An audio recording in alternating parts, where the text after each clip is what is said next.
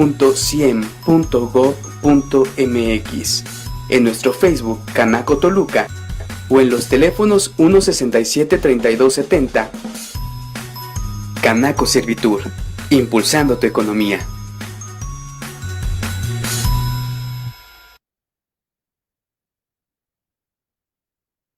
No te dejes sorprender. Recuerda que la Canaco del Valle de Toluca es la única autorizada por la Secretaría de Economía para realizar el cobro del CIEM. El CIEM, o Sistema de Información Empresarial Mexicano, es un registro para que la promoción de tu negocio sea efectiva, que permita alcanzar los objetivos de planeación, orientación y consulta que establece la Ley de Cámaras para este sistema. Puedes realizar tu registro en las instalaciones de la Cámara de Comercio, o si lo prefieres, uno de nuestros promotores te visitará debidamente uniformado y con identificación oficial. Consulta las cuotas y promotores autorizados en la página oficial www.ciem.gov.mx, en nuestro Facebook Canaco Toluca o en los teléfonos 167-3270. Canaco Servitur, impulsando tu economía.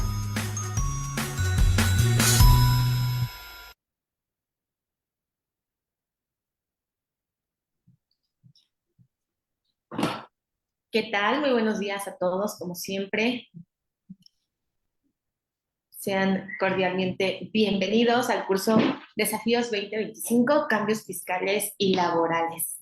El día de hoy, en nombre de la Cámara Nacional de Comercio, Servicios y Turismo del Valle de Toluca y de nuestro presidente, el licenciado Fernando Reyes Muñoz, nos complace darle la bienvenida a nuestro ponente del día de hoy, Joab García Coria, consultor de la empresa JFC Consultoría Boutique, quien será el encargado en esta sesión de platicarnos y bueno, pues enseñarnos a todos a fortalecer nuestros conocimientos sobre las recientes actualizaciones fiscales y laborales. Antes de comenzar, como siempre, bueno, pues a todos les pedimos que si quieren abrir su cámara, lo pueden hacer. Si quieren hacer preguntas, pueden activar su micrófono o pueden irlas dejando a través del chat.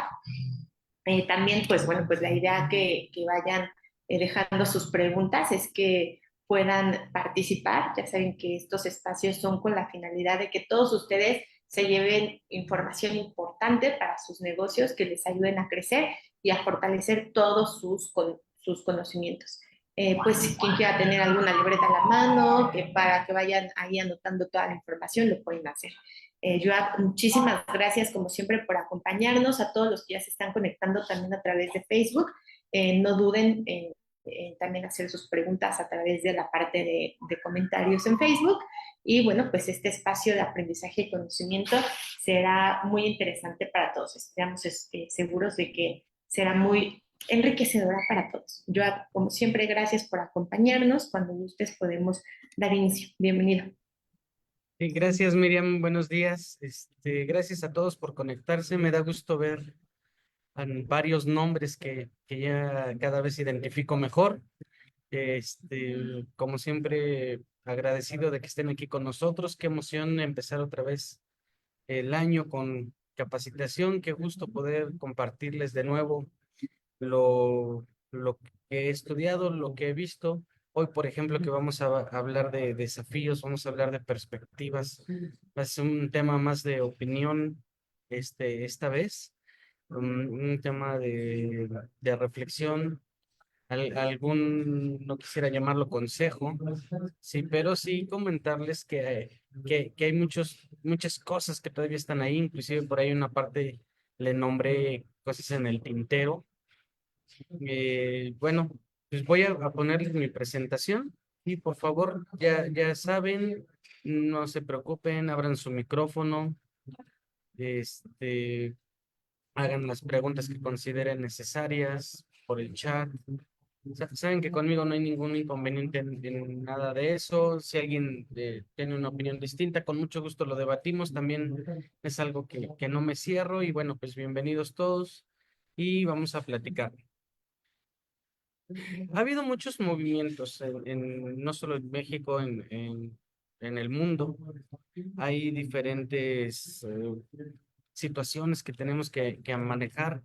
Y al final hay personas que me han dicho, oye, ¿sabes qué? Yo a veces que está bien interesante todo, pero a veces no entiendo o no me doy cuenta o no percibo cómo todo esto me afecta a mí. Sí, por ejemplo, ahorita sabemos que el presidente de nuestro país del norte está haciendo diferentes tipos de reformas, ha firmado decretos, órdenes ejecutivas, mandó ya no a la Guardia Nacional a la frontera, sino mandó a personal del Pentágono, tiene más de 5.500 elementos buscando migrantes, y me dicen, y eso a mí, empresario, por ejemplo, los que somos de Toluca, que estamos aquí en Toluca, hoy los saludo desde Nesa, me tocó venir a atender a un cliente acá, y no iba a dejar de dar el curso para ustedes, no iba a dejar de platicar, son ustedes muy importantes para mí. Y dicen, oye, ¿y a mí cómo me afecta? O sea, ¿qué, qué va a suceder? Porque hasta eso es importante, fíjense, porque todo al final se va armando, todo es una red. A nosotros que somos empresarios, a los que colaboran con nosotros, a todos nos afecta, porque aunque pudiera parecer inicialmente que no tiene nada que ver migrantes agarrados en la frontera, migrantes detenidos dentro de Estados Unidos, porque están de manera ilegal, todo eso, ¿cómo me puede afectar a mí? ¿No? Esa es una de las preguntas. Por eso empiezo con ese contexto de que hay muchos cambios alrededor del mundo y que principalmente los de Estados Unidos nos afectan a nosotros. Y lo voy a ir relatando de todos los cambios que hay, cuáles se me hicieron a mí los más importantes, que son estos, ¿sí? Y vamos a hablar de las tablas del ISR, la actualización de la UMA, la miscelánea fiscal del 2025, el aumento del salario mínimo, la ley Silla, algo que dejo ahí en el tintero y bueno, unas conclusiones adicionales, ¿no? ¿Por qué se ponen en el tintero de conclusiones? Porque en el tintero son ideas de cosas que puedan suceder, ¿sí?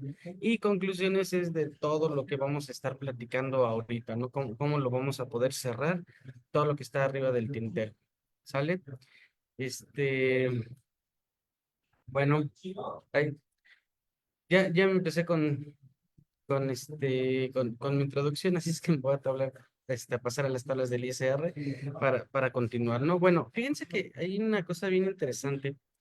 Las tablas de ISR es raro que se cambien, ¿sí? Hubo algunos cambios en la estructura. ¿Y cómo se estructuran las tablas del ISR? Les voy a platicar. Fíjense que todas tienen un límite inferior, tienen un límite superior, y de acuerdo al ingreso que nosotros vamos a estar buscando en esas tablas de ISR, que pueden ser semanales, pueden ser quincenales, decenales, mensuales. Sí, hay unas que son por trabajos realizados una sola ocasión, y al final todo esto nos genera retenciones, ¿sí? Ahora, en esos rangos nosotros vamos a identificar dónde estamos. Eso nos genera un porcentaje, nos genera una cuota fija. Dicen, ok, si ya está estructurado, pues entonces, ¿por qué es tan relevante para ti? ¿Por qué no estás presentando en esto, en los desafíos? Porque se generaron pequeñas variaciones y cambios en los rangos. Eso quiere decir que ahora el rango, vamos a decirlo de esta manera, es un poquito más bajo de lo que era antes y por lo tanto es más fácil que lo brinque. Y a la hora de brincar yo ese rango, ¿qué es lo que sucede? Pues pago impuestos más altos. ¿Por qué? Porque mi cuota fija es más alta, porque el porcentaje, a pesar de que a lo mejor mi diferencia sea más baja, mi porcentaje es mucho más alto y eso, por supuesto, se traduce en mayores ingresos para el Estado. Sí, por eso es importante para mí ver esto. ¿Por qué? Porque, por ejemplo, también las tablas no solo se usan, por ejemplo, para pagos provisionales de las personas físicas, también se aplican tablas para sueldos y salarios, que también viene esto muy de la mano con el tema del aumento del salario mínimo. Ahorita lo vamos a ir viendo, pero se van a poder dar cuenta que el salario mínimo tiene importantes repercusiones ahora en las tablas del ISR. Sí, si alguien gusta, de todo lo que voy a platicar, si alguien gusta la fundamentación, si alguien gusta todas las tablas, con mucho gusto mando un mensajito y se las comparto para que las tengan y las puedan estar verificando. Ya saben, yo también no tengo problema con compartir la información e inclusive si alguien le debo alguna información de alguna plática anterior, por favor, díganme, ya tienen mis números de contacto, si no al final lo pueden tener otra vez y les vuelvo a mandar la información o se las mando si es que por algún motivo no les llegó. Bueno, regresando a las tablas del ISR, fíjense qué importante es desde aquí, porque estamos hablando de tablas del ISR y por otro lado, si nosotros revisamos la ley, la ley nos habla de tarifas, no de tablas, y nos dice que los impuestos se pagarán por tarifas, no por tablas.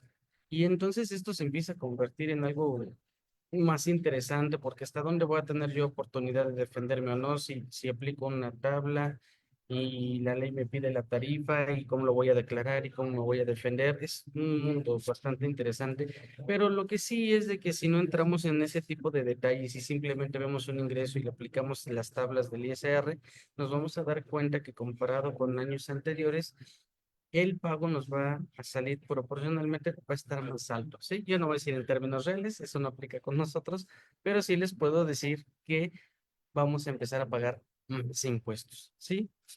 Después viene la actualización de la OMA. ¿Por qué es bien importante la OMA? Fíjense que antes, digo, probablemente lo escucharon antes y si no, que me da gusto ser yo el que se los comente. Antes cualquier cosa se pagaba en salarios mínimos. Si decían, oye, ¿sabes que va a haber una multa porque te pasaste un alto? Ah, multa en veces salario mínimo. Oye, fíjate que vas a pagar, no sé, algún impuesto, algún derecho que viene en salarios mínimos. Y entonces a alguien se le ocurrió hace mucho tiempo y dijo, oye, ¿sabes qué está bien padre? Pero a veces aumentamos el salario mínimo y por ende aumentamos la multa. Entonces pues le estamos quitando a las personas las posibilidades de tener un mejor ingreso porque las multas también aumentan el salario mínimo y yo me quedé pensando, bueno, y tenemos que hacer las cosas mal para que no nos rinda el aumento del salario mínimo, bueno, eso ya es otra cosa, pero las cuotas de los servicios públicos, eso sí es relevante porque obviamente se encarecía mucho. Y entonces dijeron, ¿sabes qué? Lo que tenemos que hacer es buscar una unidad para medir y actualizar las cosas. Sí, y por eso crearon la UMA, la Unidad de Medida y Actualización. ¿Y qué significa esta UMA? Que antes todo lo que se medía en salarios mínimos ahora se va a medir en UMAS. ¿Cómo se llama este proceso?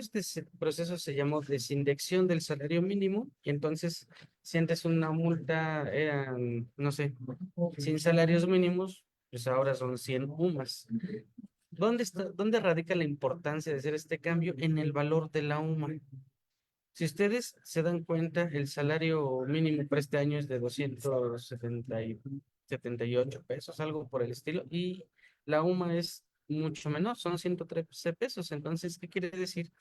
Que ahora sí, efectivamente, si yo, por ejemplo, tenía que pagar un derecho, un servicio público en 100 UMAS, digo, en 100 salarios mínimos, pues ahora considerándolo en 100 UMAS es más bajo. Ahora, esto no es nuevo, la UMA no es nueva, ya tiene varios años, pero ¿qué es lo relevante? El valor diario que tiene o el valor mensual.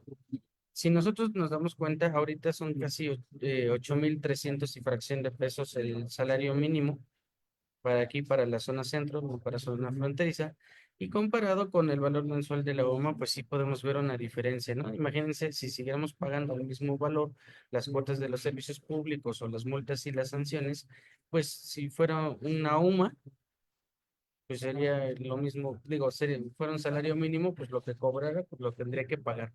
Entonces sí es importante ver esta diferencia. Y ojo, fue tan exitoso esto de la UMA que inclusive, por ejemplo, el Infonavit tiene su propia medida.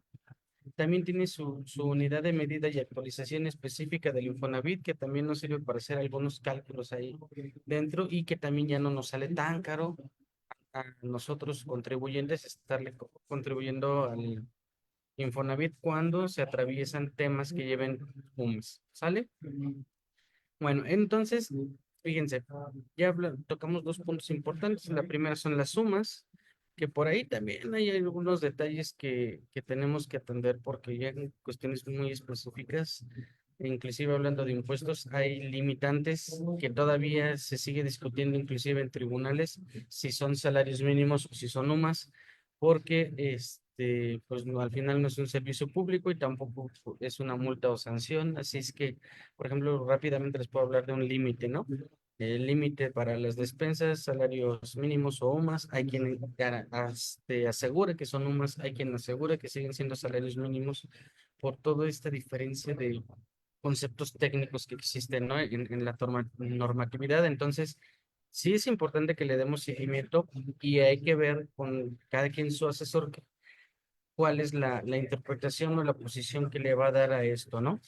Para que tengamos un máximo beneficio, porque al final las normas dicen que siempre deben ser en mayor beneficio del ciudadano. Entonces, allá ni contribuyentes nos consideramos, somos ciudadanos, entonces hay que buscar el mayor beneficio para nosotros sin salirnos de la legalidad y en la opinión de nosotros, que es lo que siempre hemos buscado dentro de FJC, es también no tomar lagunas legales para no meternos en un riesgo que no sabemos si podemos asumir o que sabemos que si ese riesgo lo tomamos y salen las cosas mal, definitivamente vamos a tener una consecuencia grave, ¿no? Entonces, mejor sin malas interpretaciones, sin lagunas y hay que ver qué hacemos, ¿sale? Como recomendación.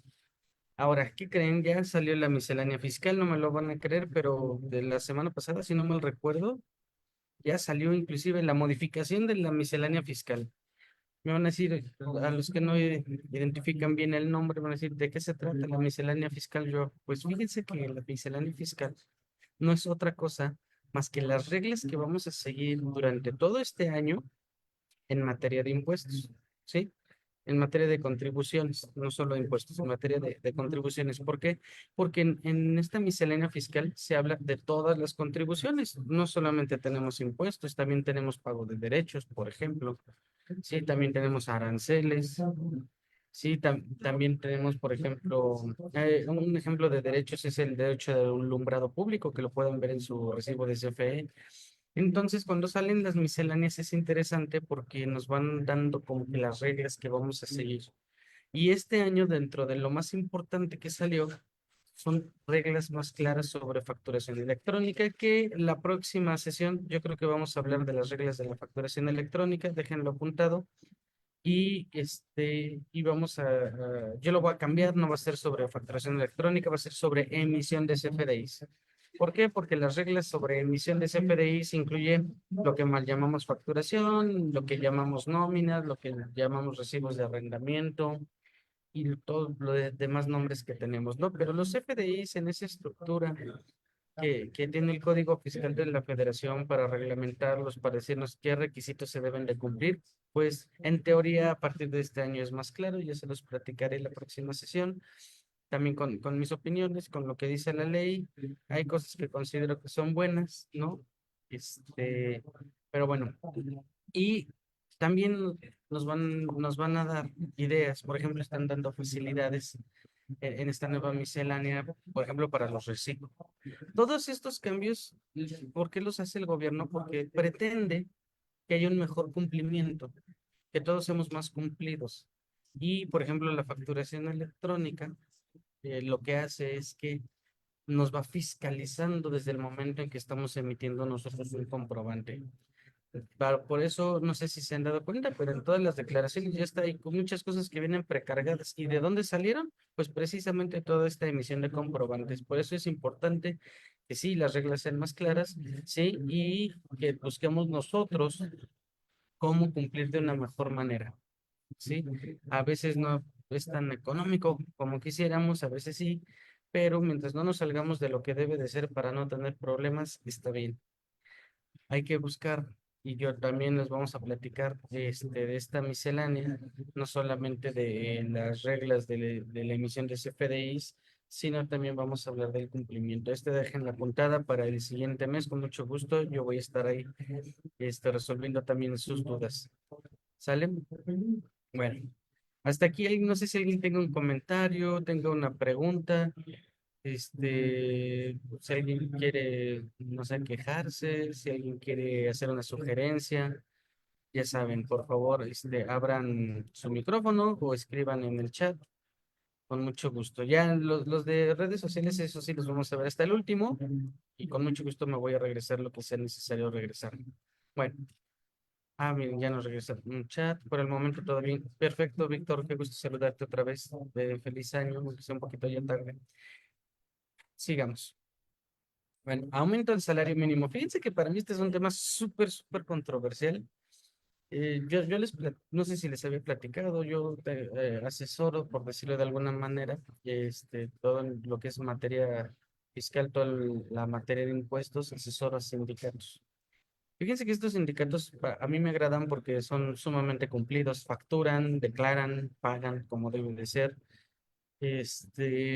Y cuando tienen algún conflicto en algunos temas muy específicos, pues me hablan y me dicen: "Oye, ayúdanos". Entonces de repente voy a alguna que otra empresa y vemos cuáles son los temas que hay que resolver, si es un tema de emisión de CFDI, si es un tema de comprobantes, inclusive de impactos. Hemos hablado a veces del impacto fiscal de lo que implica un contrato colectivo, ¿no? Porque no nada más es decir, oye, negociamos aumento al salario y a las prestaciones, pero ¿cuánto implica en dinero y en impuestos para los propios trabajadores? Porque a veces los trabajadores piden cosas que no, ellos solamente piensan que está bien, pero al momento, por ejemplo, de ver el impacto de impuestos, nos damos cuenta que les van a quitar más impuesto que beneficio del que van a recibir. Entonces, esta parte del salario mínimo, desde ese punto de vista laboral, fíjense que no está tan padre. Como decía, oye, ¿cómo crees que no? Si mucha gente gana más dinero. No, es que eso es un tema muy, ¿cómo decirlo? La mayoría, la exagerada gran mayoría de las personas, nadie gana el salario mínimo. Sí, o al menos las que están registradas, ¿no? Las que están declaradas y lo que se puede ver, no. Pero todas las demás suposiciones de las personas que están fuera de la formalidad, pues obviamente eso es muy difícil que podamos nosotros poder medirlo, pero bueno, tenemos que irnos a números concretos y a cosas que sean con evidencia, porque podemos encontrar muchos asegúnes. Si teniendo todo registrado y siguiendo la ley, hay muchos asegúnes y hay muchas interpretaciones, ahora imagínense con todo lo que no podemos medir porque no está registrado. Bueno, les voy a poner un ejemplo. En este aumento del salario mínimo, vamos a imaginar que las personas ganaran un salario mínimo, ¿sí? ¿Qué tan bueno y qué tan malo es? En teoría, para el trabajador es bueno. Digo en teoría porque con el tema de la inflación acumulada, por ejemplo, pues el aumento realmente viene siendo irrelevante porque nos siguen costando el mismo porcentaje de nuestro salario las cosas. No estamos hablando de cantidad, sino en porcentaje. Si yo gastaba el 80% en comida con 6,000 y ahora con 8,000, casi 8,300, me va a seguir costando el mismo 80% de la comida. Entonces no tiene sentido ese aumento porque las cosas siguen aumentando. Por ejemplo, si yo vamos a pensar, estaba el salario en 7,200 y entonces yo dije, no, vamos a darle a todos los nuevos, vamos a darles un salario de 8,500. ¿Por qué? Pues porque se me hace más justo, no van empezando, no tienen experiencia, muchas cosas solo tienen el conocimiento de la escuela. Les vamos a enseñar, pero que vayan teniendo ya un salario más decoroso. Y ahorita ese 8,500 se convierte en casi el salario mínimo y entonces eso a mí como patrón, yo me imagino que a ustedes también les va a costar, porque barato, barato, independientemente del salario, todo lo adicional, como por ejemplo seguridad social, el Infonavit, los impuestos sobre nómina, eso alcanza hasta un valor hasta del 42% de lo que yo pago del salario. Ojo, no es a todos. En estándares, así es ese porcentaje, está aproximado con eso, ¿sí? Todavía este año aumentó el tema del IMSS, que vamos a pagar más Infonavit. Como ya aumentó el tema del salario, vamos a aumentar los pagos de los impuestos estatales sobre remuneraciones, o sea, los de nóminas, ¿sí? Y obviamente esto encarece. Si a mí una persona antes, por pagarle, no sé, 6,000, me costaba tal vez ya 7,800 con impuestos, con el seguro y demás. Ahorita, más o menos, una persona casi de salario mínimo, vamos a cerrarla en 8,300, más o menos nos va a salir en 11,200, 11,500 pesos tener a esa misma persona trabajando con nosotros. Entonces, eso de aumentar el salario nada más así, pues es complicado porque, por ejemplo, nosotros que tenemos personal, decimos, híjole, ya le tengo que pagar más. Bueno, pues vamos a pagarles más. Pero entonces ahora, ¿cómo recupero esa inversión adicional que estoy haciendo? Pues la única forma que voy a tener es aumentando mis precios. A ver, Eustacio nos pregunta, tengo una duda, si yo gano más del salario mínimo, ¿mi patrón tiene la obligación de aumentarme el salario? ¿Qué crees, Eustacio? Que no. Como tal, no hay una obligación de aumentar salarios en ningún momento. Eso es a decisión entre el patrón y el trabajador, pero por ley no tiene la obligación de aumentármelo si no gano el mínimo. Sí, aunque hay un tema bien interesante. O sea, yo nada más lo voy a poner en la mesa y a ver cómo lo podemos tomar, ¿no? Si el salario mínimo son 278.80 pesos, ¿qué pasaría si yo gano 278.81 pesos? ¿Ya ganó más del mínimo o no ganó más del mínimo? Híjole, sí, ¿sabes qué? Ganas más del mínimo. Es un centavo, no importa. Con ese centavo ganas más del mínimo. Y por ejemplo, yo les puedo decir el tema del ISR. Si yo gano un centavo más, me aplica el impuesto que me corresponde al 100%. Y decir, oye, pero es un montón de dinero lo que me vas a descontar. Pues sí, pero es que no ganas el mínimo. Sí, por eso es muy interesante esta cantidad, porque, como les decía, el 99% de las personas no ganan el mínimo. Algunos están muy cerquita, por ejemplo, algunos ganarán 280. Y ya por eso, nada más por esa mínima diferencia, les digo, hasta de un centavo, ya tenemos obligaciones al 100% y deducciones al 100% que tal vez no tendríamos. Y beneficios, también hay un beneficio por ahí llamado subsidio al empleo, pero ese también tenemos que ver cómo nos va a jugar, porque por un lado nos subsidian, pero cuando llegue la declaración anual nos retienen todavía más de lo que nos subsidiaron. Con mucho gusto esta opción. Entonces hay que tener cuidado, porque este aumento del salario mínimo es muy, muy engañoso, ¿eh? No hay que dejarlo como, ay, fue todo felicidad, porque inclusive yo, por ejemplo, regresando al tema de los sindicatos, les puedo decir que en las empresas ya más grandes hay tabuladores perfectamente bien registrados, diciendo las categorías, y esas categorías tienen sus actividades bien definidas. Y entonces vamos a pensar, ahorita hay empresas donde decimos, oye, ¿qué crees? El aumento del salario se comió tres categorías y entonces pues suben el salario desde la categoría más baja, la segunda y la tercera. Y entonces los de la cuarta categoría que ahorita, por ejemplo, ganan 285 dicen, oye, no es posible que yo llevo 15 años capacitándome, llevo 15 años trabajando aquí, consiguiendo bonos, consiguiendo premios, esforzándome para llegar a esta categoría y ahorita el nuevo que tiene, que acaba de entrar ya gana 5 pesos menos que yo, no es posible. Y si vieran realmente lo complicado que es eso de verlo con los trabajadores, de decirle, híjole, sí, pero ni modo se tuvo que hacer. Y bueno, conseguimos un buen aumento de salario para ti de un 6%, por ejemplo. Imagínense, ¿no? O sea, ya de 280 va a pasar a 292 y dice, sí, pero el nuevo gana 278 y yo me tardé 10 o 15 años para llegar a este salario. Bueno, pues sí, eran condiciones distintas, digo, la economía se manejaba diferente, el gobierno se manejaba diferente, mil cosas. Y entonces, ahorita para aunar todas las ideas y irlas amoldando, fíjense que, ¿qué es lo que pasa? Pues que entonces los patrones vamos a tener que vender más caro para recuperar. ¿Qué pasa si vendemos más caro? Aumenta la inflación. Y fíjense que la misma ley prevé que cuando una inflación acumulada alcanza el 10%, ¿qué creen? Se modifican las tablas de ISR. En el gobierno del presidente Andrés Manuel se modificaron las tablas una vez. Ahorita, con el gobierno de Claudia, ya estamos vamos a decir, su primer año completo, se está modificando de nueva cuenta las tablas del ISR. Entonces, ojo, ese es un indicador para nosotros de saber que la inflación acumulada sigue aumentando. Por eso se movieron las tablas de ISR. Entonces, sí es algo que tenemos nosotros que considerar y que debemos de tener claro. Sí, para mí indicadores que mueven la economía a obligar hacia arriba quiere decir que entonces el costo está yéndose mucho más abajo. Sí, nos va a costar cada vez más. Cuando ustedes ven estos aumentos de salario que dicen que no impactaban la economía, ya nos dimos cuenta que sí, porque se tuvieron que mover las tablas porque están reconociendo que las inflaciones acumuladas superan el 10%.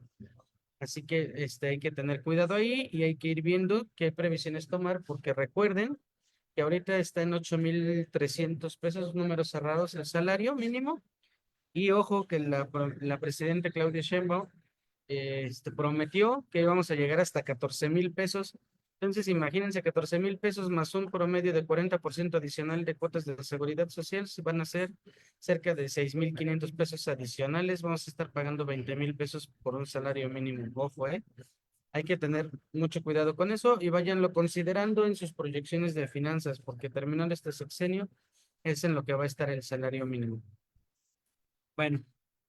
Por último, otro punto que se me hace súper relevante es la ley Silla. Fíjense que tener ese tema de las asesorías con los sindicatos me ayuda mucho a mí a comprender qué piensan los trabajadores, los obreros, de un montón de temas, ¿no? Por ejemplo, los incrementos en el salario, que la mayoría de los que conozco, trabajadores sindicalizados, no les gustó el tema de los aumentos al salario. También el tema de la ley Silla es bastante interesante porque ¿qué dice la ley Silla? Sí, pues de manera muy robusta dice que los patrones tendrán que poner sillas donde sus empleados se van a poder sentar a descansar porque no es sano que las personas estén paradas tanto tiempo. Entonces, protegiendo sus derechos y su salud y demás, pues los empleadores van a tener que tener un lugar donde los trabajadores se sienten y descansen relajadamente, ¿sí? Y obviamente, pues eso implica que no van a poder estar sentados todo el día. Digo, y eso es obvio. Entonces, hay que buscar un lugar donde se puedan sentar y poner algo decente para que se sienten, si se pueden hasta, ay, se me olvidó el nombre, la palabra, que sean ergonómicos, las sillas o bancas o sillones que pongan para que descansen los trabajadores, está muy bien, pero fíjense que, por ejemplo, yo conozco plantas de ensamble de, de automotrices, donde la misma forma de tener que armar las máquinas de ensamble en líneas una tras otra, no da espacio aquí entre una silla. O podría entrar la silla, pero el espacio de las personas queda muerto y no podrían trabajar ni estar maniobrando esas grandes máquinas si hubiera una silla ahí. Entonces, oye, ¿y qué hacemos nosotros? Ni modo que deje la máquina sin operar y me la lleve a otro lado a la persona a descansar, no sé, 10 minutos y regrese y siga operando. ¿Cómo vamos a hacer para parar esas máquinas? ¿Y quién va a pagar el costo de parar esas máquinas? Porque recordemos que eso también es un costo. Se pueden perder millones y millones de pesos por parar las máquinas y volverlas a encender. Es más, hay unas máquinas que ni siquiera se pueden apagar porque para poder iniciarlas de nuevo y tenerlas en condiciones de operar al 100% como estaban, pueden tardar hasta días. Y eso yo no lo sabía, eso me lo platicaron en una empresa. Entonces, ¿qué sucede y qué va a suceder con esta ley? Sí, yo, por ejemplo, conozco otra persona, también representante de trabajadores que trabaja en los restaurantes Sanborns. Sí, Y, oye, Conta, sí. la verdad, Bueno, ¿qué crees? A mí no me sirve tener una silla. Mi función, mi trabajo es atender a las personas. Dice, ¿qué voy a hacer? Me voy a sentar a tomarme un café mientras la persona que estoy atendiendo le hace falta algo. Dice, ¿qué no lo pensaron? Y entonces son de los diferentes asegúnes que van teniendo las leyes, ¿no? Imagínense en los mismos trabajadores que yo conozco, porque obviamente no van a ser la totalidad y a lo mejor otros tendrán otra opinión, pero los que yo conozco me dicen, esta ley sí ya para nosotros es inservible. Ahora, yo, patrón, ¿cuánto le voy a tener que invertir en ese espacio para tener donde descansen mis trabajadores? ¿Cuántas sillas voy a tener que tener de acuerdo a la cantidad de trabajadores que tengo? ¿Sí se puede una silla de madera o una silla de metal o de qué tipo de materiales debe estar hecha? ¿Es amigable con el ambiente? ¿Tiene que ser orgánico? ¿Tiene que ser reciclable? Hay muchos asegúnes todavía que tenemos nosotros que revisar y que la misma ley va a tener que ir especificando más adelante. Pero ojo, va a ser un gasto adicional para nosotros, sí, los otros patrones. Y tenemos que ver en qué momentos y de qué forma se darán esos descansos, porque si no, no podemos parar la operación de nuestros negocios. Imagínense que ustedes tienen una persona que se la pasa atendiendo al público, ni modo que diga, ay, espérense, estoy en mis 10 minutos de silla, regresen al rato. ¿Cuánto va a implicar eso de posibles pérdidas para nosotros por no atender a las personas? Y claro, hay trabajos que definitivamente necesitan un espacio, ¿no? Que tienen hasta rotación de obreros que están en la maquinaria y dicen, ahora le toca a uno, ahora le toca al otro, ¿por qué? Por lo desgastante que es. Y ellos ya cubren con esta necesidad, porque en algún momento pues descansa uno y entra el otro, ¿por qué? Por las mismas necesidades del trabajo. Entonces, hay que ver cómo nosotros vamos a ir adecuando esto. Conforme salgan más noticias, yo les voy a ir dando las actualizaciones. Y si no, se las voy a compartir con Miriam para que Canaco las comparta y me apoye a hacer eso con ustedes. Y bueno, como ven, en general dicen, oye, pues no suena tan complicado. Pues tal vez la complejidad de este año en cuanto a este entorno, por eso le llamé más bien desafíos en lugar de reformas, porque más bien son implicaciones que va a tener todo esto hacia nosotros, implicaciones económicas, implicaciones financieras, implicaciones laborales, demandas. ¿Podrá algún trabajador de repente decir, oye, sabes que yo no me dio sillas, lo voy a demandar? ¿Cuánto va a implicar esa demanda? ¿Se va a convertir en una inspección de la Secretaría del Trabajo? ¿Y qué va a pasar si por esta famosa ley, si alguien me manda una inspección de la Secretaría del Trabajo y llegan y se dan cuenta que no tengo contratos, que no tengo perfiles, que sus altas en el seguro no están como deben de ser, que no corresponden sus salarios, etcétera, etcétera, pagos de PTU, aguinaldos, recibos timbrados? Se desencadenaría un problema mayúsculo y vamos a regresar al principio. ¿Y qué va a pasar si me determinan impuestos como retenciones de ISR que no lleve a cabo, no aplique tal vez bien la UMA, sí, no aumenté todos los salarios que tenía que aumentar de los mínimos porque dije, no, ya les acabo de aumentar, no les voy a aumentar. Oye, pero quedó abajo del mínimo, sí, pero les acabo de aumentar, ¿por qué les voy a aumentar otra vez? Hay muchas cosas que se podrían desatar. Por eso me dio la idea de incluir esto de la ley siguiente en todo. Sí, porque por una revisión de una ley silla que todo el gobierno federal, por ejemplo, todas sus reformas las comparten en redes sociales, en el radio, a través de WhatsApp, en los canales de difusión que hay, por ejemplo, en WhatsApp. Muchas personas se pueden enterar de esto y ante la falta de reglas claras y de información clara, pues se pueden venir muchas demandas. Ya lo hemos vivido, ya hemos defendido clientes que han tenido este tipo de, este, de conflictos con trabajadores, inclusive de conflictos con la misma autoridad, ¿no? A la hora de una inspección laboral, y hay que tener mucho cuidado. Yo se los dejo ahí, al costo. Hay que ir revisando todos estos puntos, cómo nos van a impactar realmente, ¿no? Porque a veces solo nos preocupamos de la quincena y luego qué va a ser la quincena siguiente. Yo les digo que planeen todo un año de esto para que vean qué impacto realmente va a tener. Ahora, ¿qué se quedó en el tintero el año pasado y que muchas personas esperamos que se mueva este año? Primero, la reducción de jornada, que a mi consideración sería una tragedia, porque realmente los trabajadores, muchos de los que conozco, igual me dicen, no, no me sirven un día más de vacaciones, mejor que me den otra cosa, no un día más de descanso entre semana.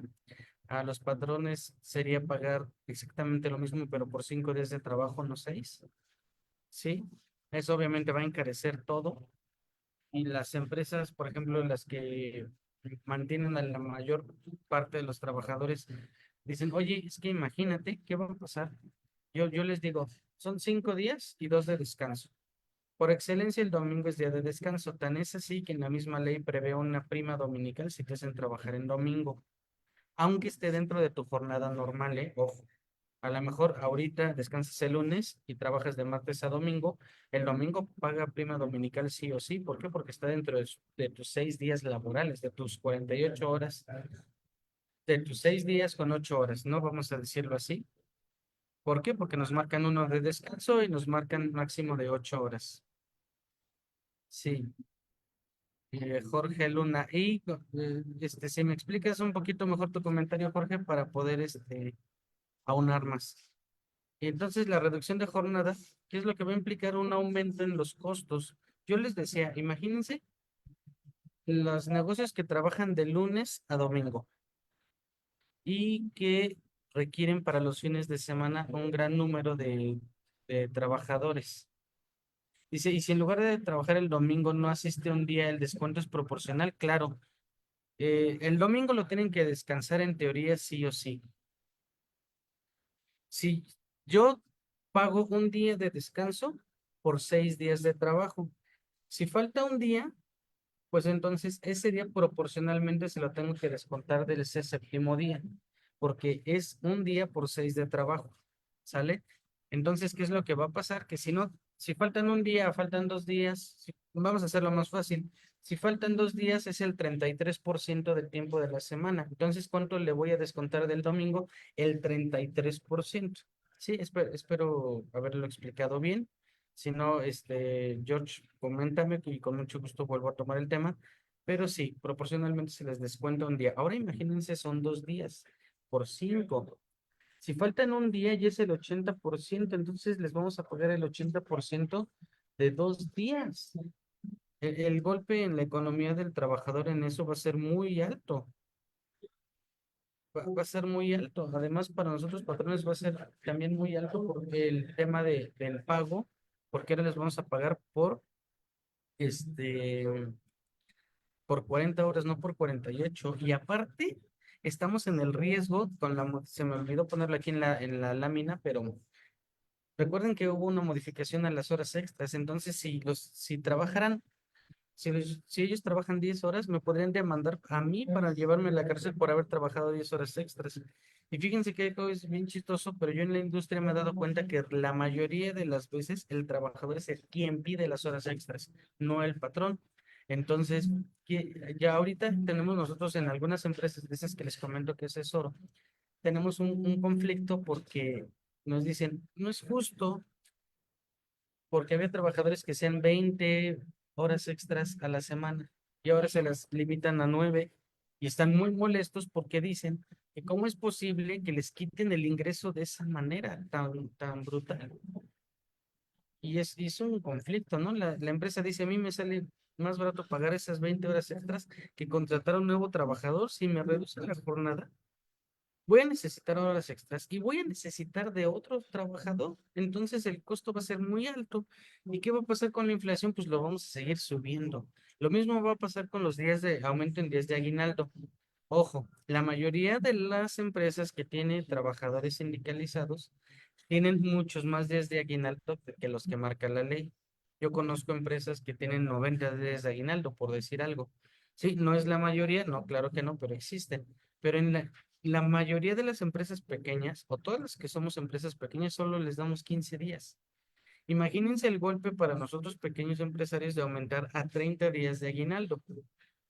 ¿Cómo manejarían ustedes en su empresa el tener que pagar una quincena adicional a lo que tienen que pagar solamente porque fue el cambio de la ley? Yo creo que podríamos buscar otras formas de compensar a los trabajadores o darles otro tipo de beneficios, ¿no? Por ahí hablando con la directora de una empresa de la industria alimenticia, dijo, no me lo van a creer, pero ¿qué creen que me pidió un trabajador en la última negociación? Me dijo que quería un seguro médico para su mascota. No un seguro médico para él, ni para sus papás, ni para su pareja, sino para su mascota. Entonces, pues hay que ir viendo estas nuevas modalidades de compensación de salarios que podemos tener con trabajadores, porque aumentar nada más así los costos, por aumentarlos va a ser sumamente complicado. Y por último, el tema de las leyes de igualdad de género es algo que también va a regresar este año. ¿A qué me refiero con igualdad de género? Por ejemplo, a los días de descanso por paternidad, no por maternidad. Sí, que dicen, oye, y yo, ¿tú por qué vas a descansar? Ah, pues porque ahora les quieren dar días de descanso a los hombres para que puedan apoyar a las esposas, por ejemplo, cuando tengan el nacimiento de un hijo, ¿no? Porque la mayoría de las veces es ay, ya me salí de la empresa, qué bueno que nació mi hijo y nos vemos, tengo que regresar mañana. Oye, ¿no me puedes ayudar? Híjole, ¿qué crees que no tengo días de vacaciones disponibles? No me van a dejar salir. Pero bueno, ya vi que nació mi hijo, ahí nos vemos. Entonces, en ese sentido, pues quieren ir aumentando, ¿no? Quieren llevar hasta 20 días. Hay una propuesta de llevar a 20 días de descanso por paternidad. Así que está bastante interesante y así quieren empezar a ver leyes que sean igualitarias, porque hay muchos conceptos y no quiero entrar en controversia ahorita. Si alguien tiene algún tema al respecto, escríbamelo, con mucho gusto lo vemos, pero no es para entrar en controversia, pero por ejemplo, las leyes aquí en México son mayormente proteccionistas de las mujeres, ¿sí?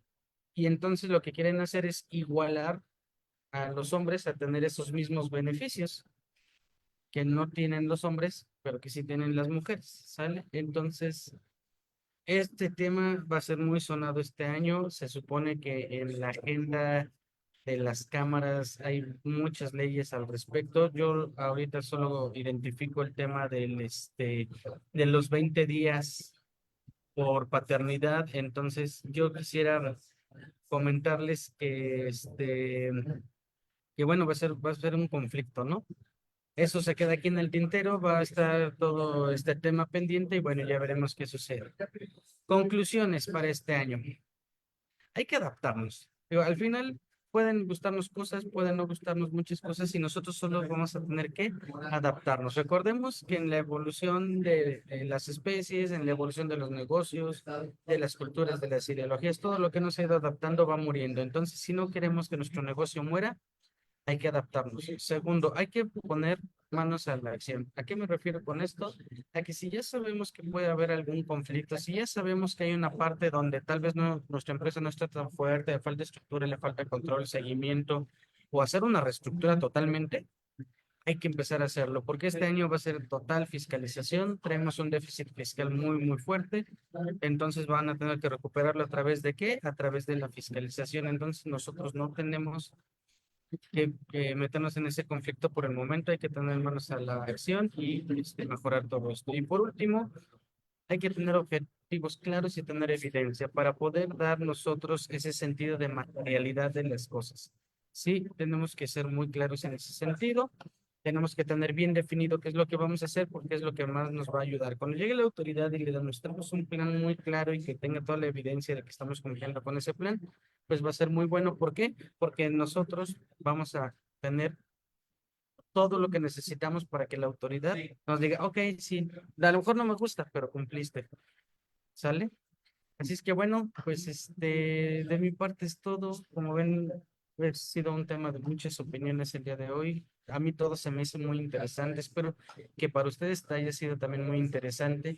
Inclusive yo quedo atento ahorita también, no sé, de si está Miriam todavía con nosotros, que me comente si hay algo que nos hayan preguntado en Facebook, si nos hayan dejado ahí algún comentario. Si ustedes quieren hacerme algún comentario, mandar un mensaje, por favor.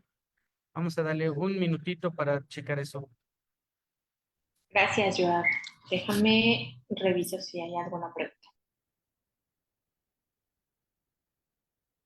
Mientras tanto, como menciona Joab, si alguien tiene alguna otra pregunta, comentario, en el chat lo puede ir dejando.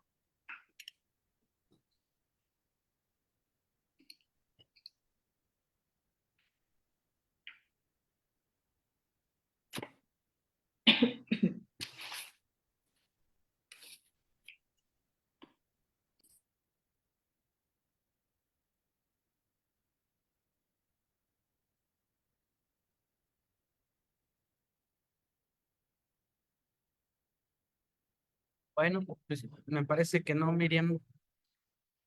Entonces no me No, queda Joab. más que agradecerles el honor de haberme regalado su tiempo, de que me estén escuchando. Vamos a tener, ya me comprometí con ustedes, la miscelánea 2025, ya con su primer modificación la vemos la siguiente sesión. Y bueno, yo quedo atento como siempre a sus comentarios, ahí está mi contacto, quien necesite algo ya sabemos que Canaco invita y yo doy la orientación.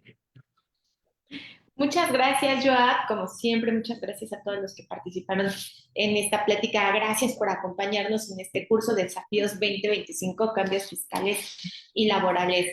Agradecemos, como siempre, la participación de Joab. Coria y de la empresa JFC Consultoría Boutique por compartirnos su experiencia y conocimiento sobre los cambios fiscales y laborales que nos esperan este año. Bueno, pues a todos esperamos que esta sesión haya sido enriquecedora y que se lleven herramientas útiles para enfrentar estos desafíos 2025 con confianza. Recuerden siempre que si quieren profundizar sobre este tema, no duden en contactarnos o también a Joab a través de este código QR que nos está dejando en la pantalla para que puedan tener la comunicación directa con Joab. Gracias a todos por ser parte de este espacio de aprendizaje. Y bueno, Perdón, pues, Miriam, rápido, preguntó Omar Collins qué tanto va a modificar, afectar al REPSE todo lo que estuve platicando. Pues realmente el REPSE como tal en nada, pero en el cumplimiento del REPSE sí, porque obviamente se van a mover todo el tema económico del seguro, del Infonavit y demás, y salvo que hagas cambios de categorías o de objetos sociales, no te va a afectar, pero lo demás sí hay que seguirlo considerando en cuanto al cumplimiento. De lo demás, hasta ahorita no hemos encontrado algo que digamos va a afectar el REPSE de alguna manera importante o por muy mínima que sea. muchas gracias. ¿Alguien tiene alguna otra pregunta? Bueno, nuevamente recordarles que vamos a dejar estos datos de contacto de Joab para todos los interesados y bueno, pues les recordamos que también se queda en nuestra página de Facebook.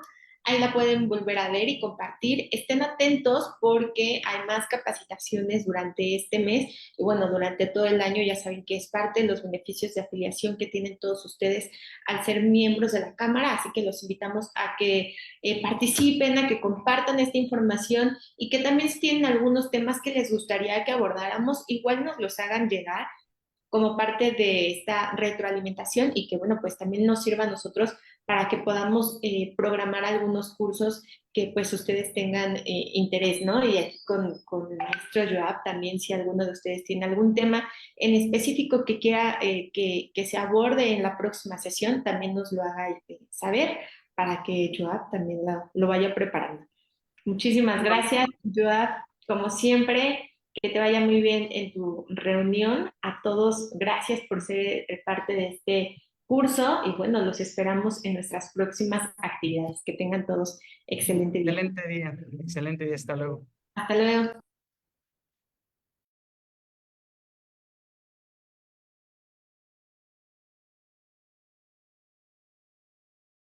No te dejes sorprender. Recuerda que la Canaco del Valle de Toluca es la única autorizada por la Secretaría de Economía para realizar el cobro del CIEM. El CIEM o Sistema de Información Empresarial Mexicano es un registro para que la promoción de tu negocio sea efectiva, que permita alcanzar los objetivos de planeación, orientación y consulta que establece la Ley de Cámaras para este sistema. Puedes realizar tu registro en las instalaciones de la Cámara de Comercio, o si lo prefieres, uno de nuestros promotores te visitará debidamente uniformado y con identificación oficial. Consulta las cuotas y promotores autorizados en la página oficial www.ciem.gov.mx, en nuestro Facebook Canaco Toluca o en los teléfonos 167-3270. Canaco Servitur, impulsando tu economía.